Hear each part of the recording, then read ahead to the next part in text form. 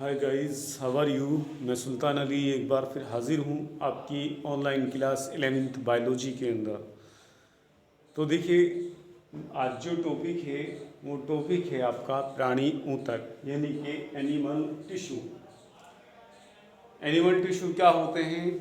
देखिए, एनिमल जिस तरीके से पौधे होते हैं, पौधे पौधे क्या होते हैं, कोशिकाओं से मिलकर के बने होते हैं, उसी तरीके से एनिमल भी कोशिकाओं से मिलकर के होते हैं, क्योंकि ये भी जीवधारी हैं और हर एक जीवधारी कोशिकाओं से मिलकर के बना होता है।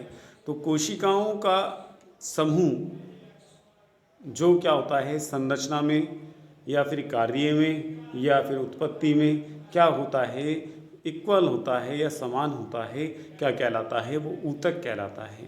तो यहाँ पर बात करते हैं प्राणियों के ऊतकों के बारे में, यानी कि जंतुओं के अंदर जो ऊतक पाए जाते हैं वो कितने प्रकार के ऊतक होते हैं और कैसे कैसे होते हैं। ठीक है भाई। तो क्या होता है, कोशिकाओं का ऐसा संगठन जो क्या होता है, जो शारीरिक संरचना में समान हो या कार्यों में समान हो, कार्य में या संगठन उसका जो है समान होता है, यानी कि कोशिकाओं का वो ऐसा समूह जो कार्य में तथा संरचना में, ठीक है, या उत्पत्ति के अंदर क्या होता है, समान होता है, क्या कहलाता है, ऊतक कहलाता है। यानी कि कोशिकाओं का समूह क्या कहलाता है, ऊतक कहलाता है। ठीक है भाई। तो प्राणियों के अंदर जो ऊतक होते हैं वो 4 प्रकार के ऊतक पाए जाते हैं। ठीक है, वो 4 प्रकार के ऊतक कौन से होते हैं मैं यहाँ पर बता रहा हूँ आपको। नंबर एक है उपकला ऊतक। उपकला ऊतक। ठीक। नंबर दो जो है वो है हमारा पेशी ऊतक।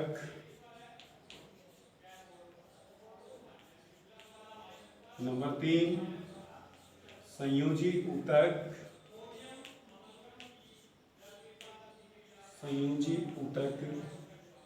नंबर 4 तंत्रिका ऊतक। ठीक है भाई। ये 4 प्रकार के ऊतक होते हैं हमारे।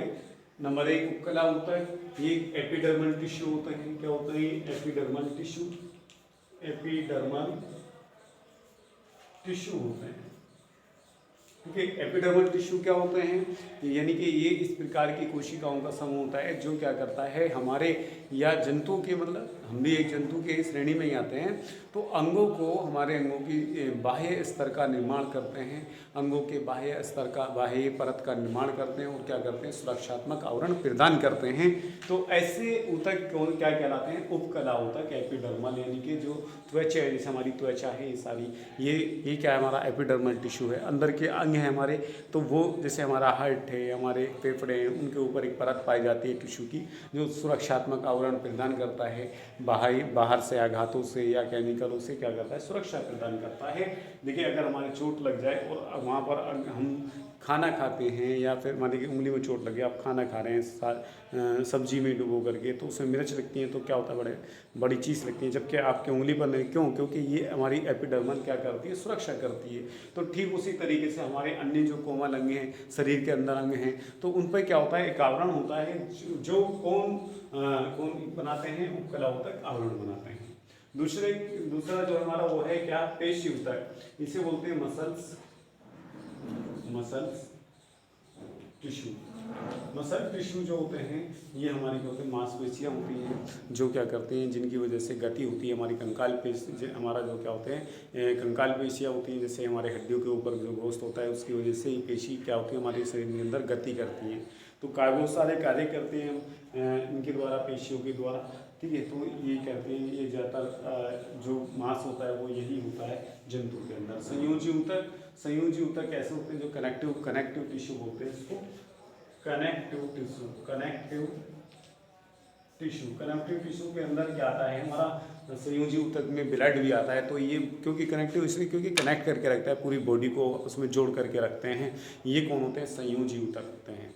इसमें क्या होता है, संयोजी ऊतक में ये भी आते हैं हमारे, जो क्या होते हैं, देखिए, हड्डियाँ आती हैं, अस्थि आती हैं, उपास्थि आती हैं, जैसे ये।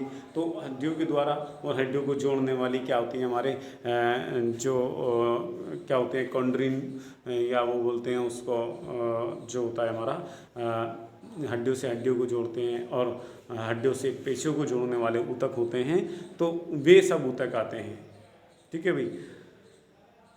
और क्या होता है, इसके अलावा अस्थि मज्जा, हड्डियों के अंदर जो मज्जा भरी होती है वो भी इसी के अंदर आता है, ब्लड इसके अंदर आता है।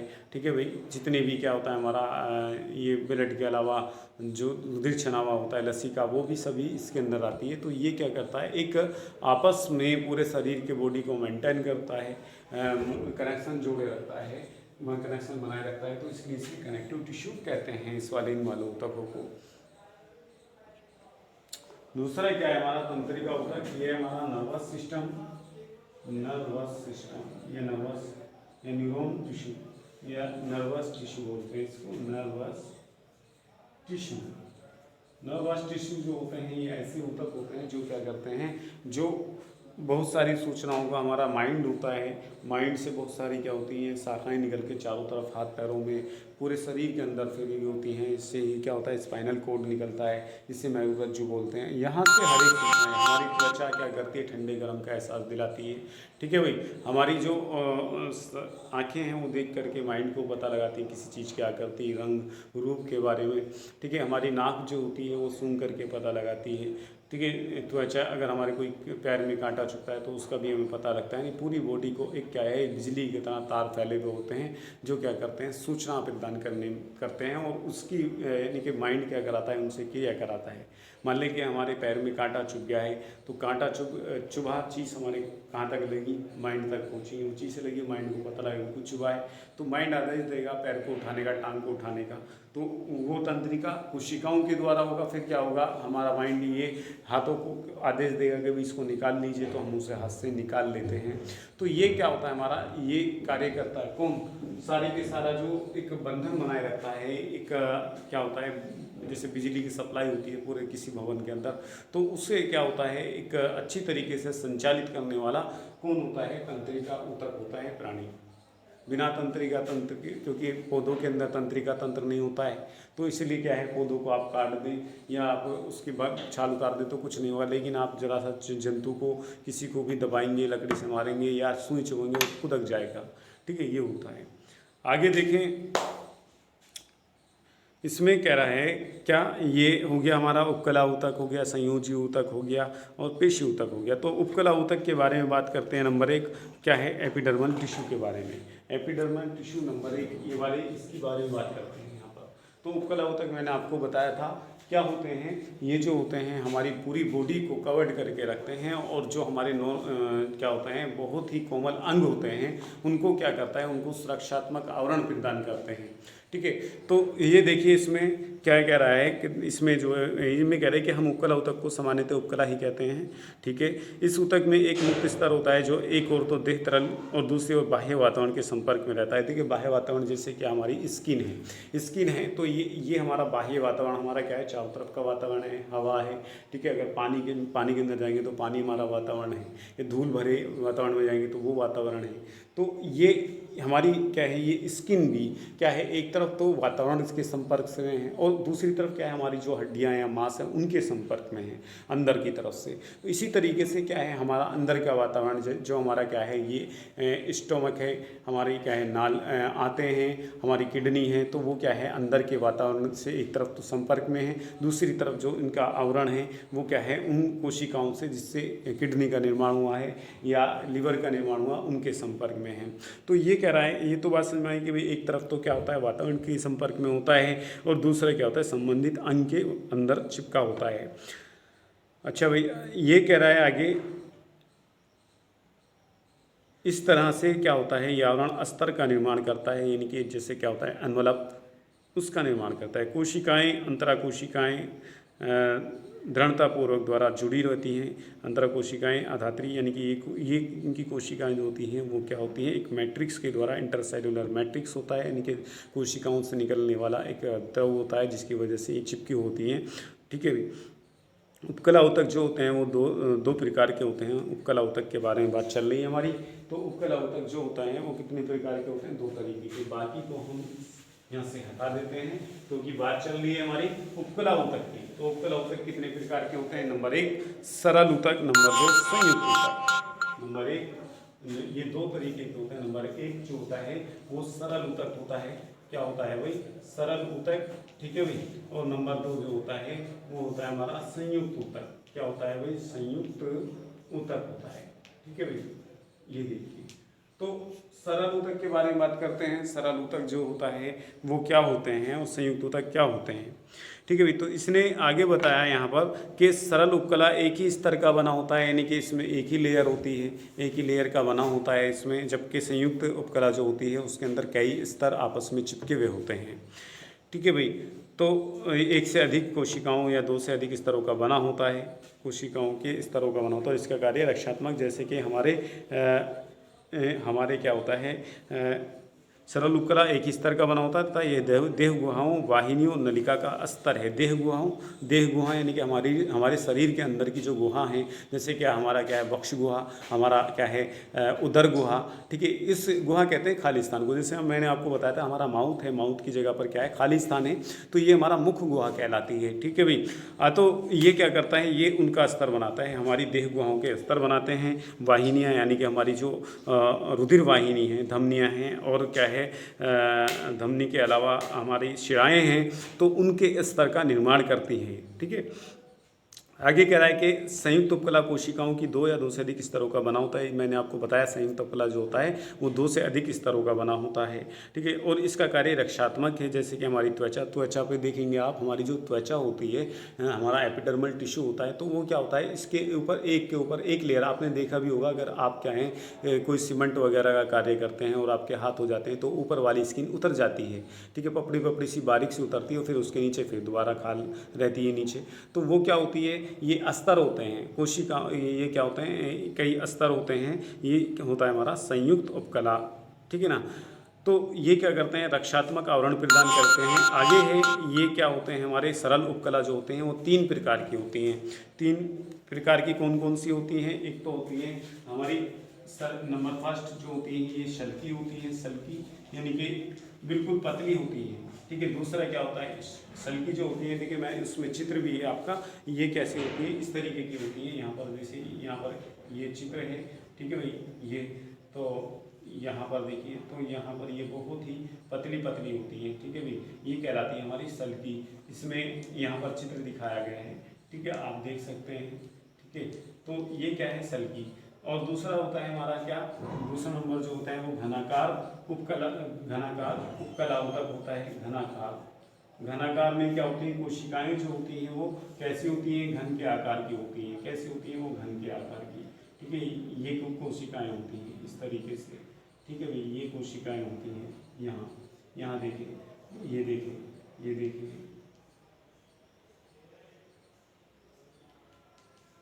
तो ये घन के आकार की कोशिकाएं होती हैं, घनाकार उपकला ऊतक कहलाती हैं। और तीसरी होती है स्तंभाकार। स्तंभाकार में क्या होती है, कोशिकाएं जो होती हैं वो बड़ी कोशिकाएं होती हैं। कैसी होती हैं, कोशिकाएं, स्तंभाकार यानी बेलनाकार कोशिकाएं होती हैं इस तरीके से। यहाँ पर देखिए, इस तरीके का स्तर बनाती हैं, ये वाला देखिए, ठीक है भाई, ये देखिए, और ये देखिए, और ये देखिए। तो ये क्या है, हमारी स्तंभाकार ऊतक होते हैं, ठीक है। तो ये तीन प्रकार के होते हैं, नंबर घनाकार, और नंबर 3 हमारा स्तंभाकार। क्या, स्तंभाकार,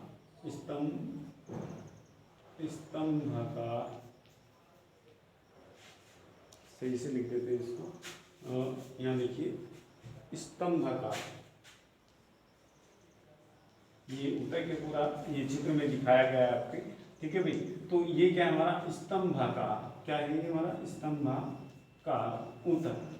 स्तंभाकार ऊतक सल्की एपिथेलियम टिश्यू, और हमारा घनाकार एपिथेलियम उपकला ऊतक, और स्तंभाकार ऊतक। सल्की उपकला ऊतक जो होते हैं ये एक चपटी कोशिकाओं के पतले स्तर से बनता है, ठीक है भाई।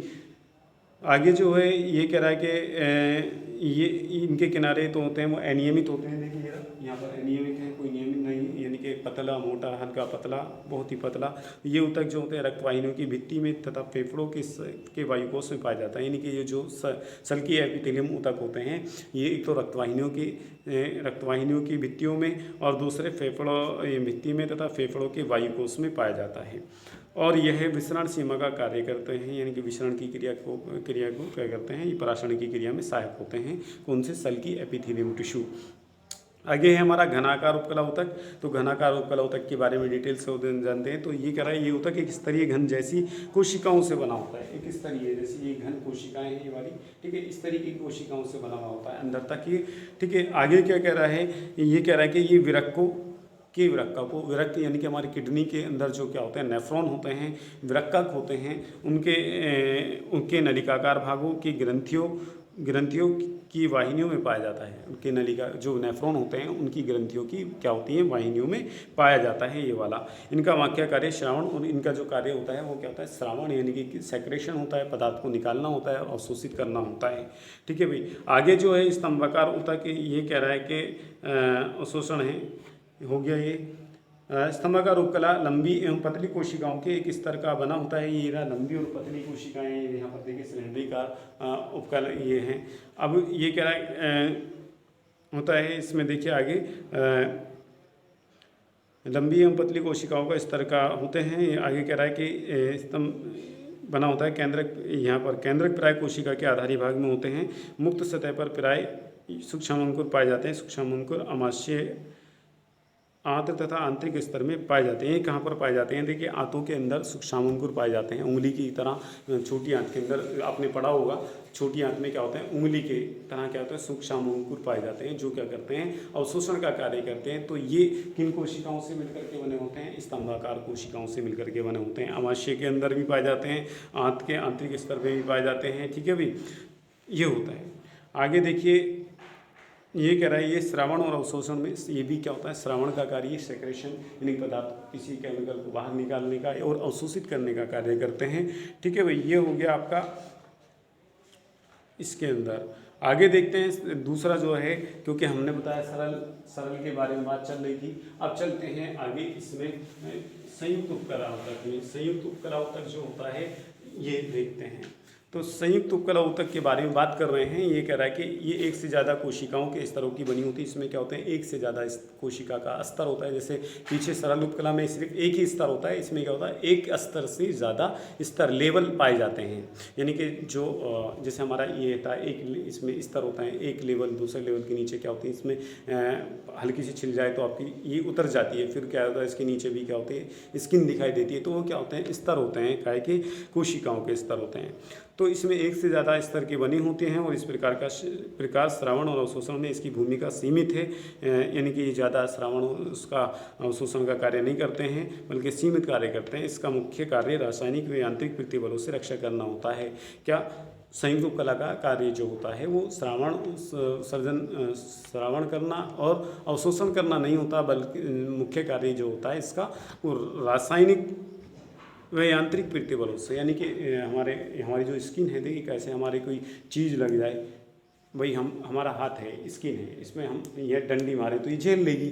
लेकिन अगर हम यहीं पे क्या है, चोट लग जाए और उस पर मारा तो बड़ी चीज़ लगती है हमें, ठीक है। इसी तरीके से अगर देखिए नमक है, एक केमिकल है हमारा, वो रासायनिक पदार्थ है, तो अगर हम उसे इस त्वचा पर डालें कुछ नहीं, लेकिन अगर हमारा यहाँ पर जख्म हो जाए, ये चोट लग रही है तो उस पर डालें तो बड़ी चीज़ लगती है। तो इसका क्या कार्य होता है, इसका कार्य होता है रसायनों से और प्रतिबलों से, यानी झटकों से और दबावों से क्या करता है, अंगों की रक्षा करना होता है, ठीक है भाई। ये त्वचा की शुष्क सतह, मुख की, ये त्वचा की शुष्क सतह हमारी ये रही, ठीक है, शुष्क सतह पर। और दूसरा क्या होता है, त्वचा की शुष्क सतह मुख गुहा की नम सतह पर, मुख गुहा हमारी बकल कैविटी, हाँ, गालों की, होठों की जो है, ये इन पर पाई जाती है। और आगे कह रहा है नम सतह पर ग्रसनी हमारी अंदर जो होती है, ठीक है, जिसके अंदर से भोजन जाता है। लार ग्रंथियाँ और अग्नाशय की वाहिनियों की भीतर स्तर को क्या करता है, बना ढकता है। ये अग्नाशय के स्तर को, मुँह के हमारा गाल है, हमारा मुख गुहा है, तो उसको ढकता है, ठीक है भाई। हमारे जो शरीर की शुष्क सतह है तो उसको ढकता है, ठीक है भाई। तो ये था आज का आपका क्या प्राणी ऊतक में उपकला ऊतक के बारे में हमने आपको समझाया। आज के लिए इतना ही काफ़ी है, फिर मिलते हैं इंशाल्लाह, तब तक के लिए खुदा हाफिज़।